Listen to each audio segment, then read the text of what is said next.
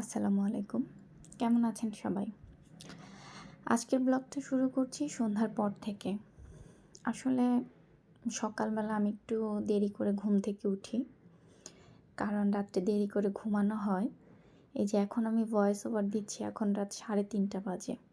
আমার মেয়ে মাত্র ঘুমিয়েছে, তো ওকে ঘুম পাড়ানোর পর আমাকে ঘুমাতে হয়। তো সেজন্য আমাকে সকালে ঘুম থেকে উঠতে একটু লেট হয়ে যায়। তারপর আমার হেল্পিং হ্যান্ড আসে। তো উনি কাজ করে দিয়ে যাওয়ার পর আমার মেয়েকে গোসল করানো, খাওয়ানো, আমার গোসল, খাওয়া, রেস্ট করতে করতে প্রায় বিকাল হয়ে যায়। তো সন্ধ্যার পর থেকেই আমি আমার রান্নাবান্নাটা শুরু করি মূলত। তো আজকে সন্ধ্যায় আমি কালকে রাত্রে ম্যারিনেশন করা যে মুরগির মাংসগুলো ছিল সেগুলোকে একটু ময়দার কোটিং দিয়ে ভেজে নিলাম। আসলে একদমই সিম্পলভাবে ভেজেছি, যেন আমার বাচ্চার বয়স হচ্ছে 2 বছর। ও তো আসলে ক্রিস্পি বা শক্ত খেতে পারবে না। তো এমনিও আমার মেয়েটা তেমন কিছু একটা খায় না। মাঝে মাঝে একটু ফাস্ট ফুড খেতে খুব পছন্দ করে, ভাত তো সে মুখেই নিবে না। তো এই জন্য ওর বাবা বলল যে বাসায় ওকে চিকেন ফ্রাই করে দাও, এটাই ভালো। তো এই জন্য জাস্ট অল্প একটু হালকা ময়দা দিয়ে একটু লবণ দিয়ে মানে উপরে একটা পাতলা কোটিং করে নিয়েছি, যেন মাংসটা ভিতরে সফট থাকে, এই জন্য। তো আমার মাংসগুলো ভাজা শেষ। এরপর আমি কিছু ফ্রেঞ্চ ফ্রাই করে নিচ্ছি, একদম একদম ঝটপট ফ্রেঞ্চ ফ্রাই যাকে বলে। আলু কেটে ধুয়ে একটু লবণ মেখে রেখেছিলাম, তারপর গরম তেলে দিয়ে দিলাম, দিয়ে একটু হালকা আঁচে ভেজে নিলাম। এই ফ্রেঞ্চ ফ্রাইটা আসলে ভেজেছি আমার জন্য।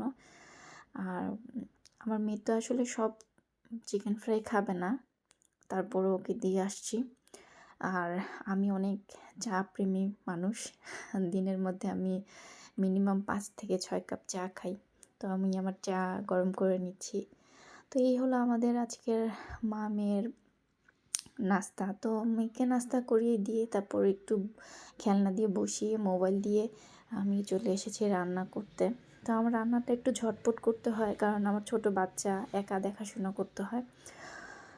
তো আমার আজকে কয়েকদিন ধরে খুব ইচ্ছে করছিল একটু পোলাও রান্না করব। এর মধ্যে আমার কাকির সাথে কথা হয়েছে। গতকালকে কাকি বলল যে পোলাও রান্না করেছে। আবার আজকে যখন কথা হলো তখনও কাকি বলল যে গরুর মাংস দিয়ে খাচ্ছে। তো আমার তো খুব লোভ লেগে গেল যে কাকি খাচ্ছে, আমি খেতে পারবো না। তো আর কি কথা, আমিও দেশি মুরগি একটু ভিজিয়ে নিলাম। ভিজিয়ে সেগুলোকে মশলাটা কষিয়ে ঠিক মতো, ভালো মতো একটু পানি দিয়ে মশলা কষিয়ে তারপর কিছু টমেটো, এবং আমি বলেছিলাম যে আমি একটু রসুন খাই সব মাংসের সাথেই। তো সেখানে দিয়ে দিলাম, সাথে কিছু আলু দিয়েছি। তো আমার মেয়েটা আজকেও খুব জ্বালাচ্ছিল আমাকে রান্না করার সময়। এজন্য আমি সম্পূর্ণ ভিডিও মানে শ্যুট নিতে পারি নাই, ভিডিওগুলো প্রপারলি শ্যুট নেওয়া হয় নাই। যাই হোক, আমি কিছু লাল আলু এনেছিলাম সেদিন। তো সেখানে সেই লাল আলুগুলো একটু ছিলে দিয়ে দিলাম। তারপর পানি দিয়ে আরেকটি চুলাতে আমার দেশি মুরগির মাংসটা রেখে তারপর এই চুলাতে আমি আবার পোলাও বসিয়ে দিয়েছি। তো আপনারা কিভাবে রান্না করেন আমি তো জানি না। আসলে আমি আবার কারো থেকে রান্না শিখি নাই, বা আমিও তেমনভাবে ভালো রান্না করতে পারি না। কাকির কিছু ইনস্ট্রাকশন যেটাই করি কাকিকে জিজ্ঞেস করে নিই কীভাবে রান্না করব। তো কাকির পথ দেখানো অনুসারে এবং ইউটিউব এবং নিজের মন মতো সব কিছু মিলিয়ে একসাথে করে তারপর রান্না করি, ঠিক আছে? তো আমার রান্নায় অনেক ভুল আছে। আপনাদের যদি ভালো না লেগে থাকে তাহলে আসলে আমি সরি, কিছু করার নেই।